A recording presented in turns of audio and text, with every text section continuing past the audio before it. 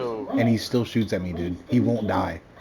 I've literally fucking pulled out a RCXD, blew it up on his fucking face. He didn't die. After 4 years of marriage, Henry comes home one day from working. Comes home early.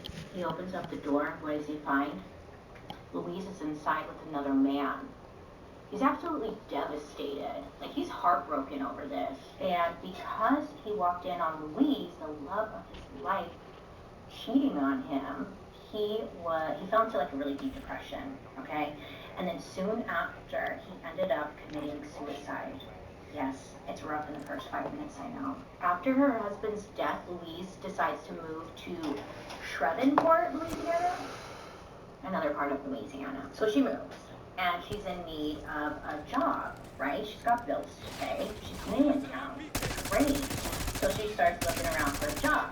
And Louise figures the easiest job for her, I'm not saying this is an easy job, if she felt like it was an easy job for her, was to become like a high-class sex worker, but she could make even more money, extra money on top of that, by simply stealing some money from her clients when they weren't looking.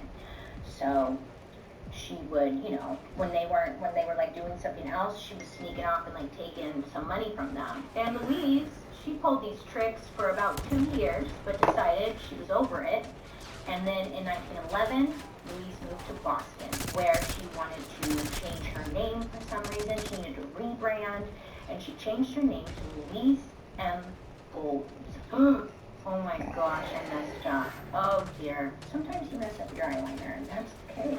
That's okay. I'm working with it, not against it. Okay, moving on. Louise, when she's in Boston, she gets a new scam going, and she starts telling people that she's a 19-year-old heiress from Dallas, Texas, who has been confined to a convent by her family, and she had run away. She had escaped. I mean, there's no internet back then or anything, right? So it's like, yeah, sure, you are? Whoa, you know? I know we don't know too much about her upbringing, but we know that wasn't true. It was fake. It's not a lie. So Louise is kind of spinning this web of lies while mixing and mingling with the wealthier families of Boston. Now, it's said that Louise was a very beautiful woman, and she was very charming. It's not long before she manages to convince one of these wealthy families to take her in, like almost adopting her. Very bizarre, but okay. But it's also not long before Louise is up to her old tricks again, okay? She decides she's going to start to scam the family. She would run up large bills at some of the most expensive stores in Boston. And she was also stealing money, not only from the family she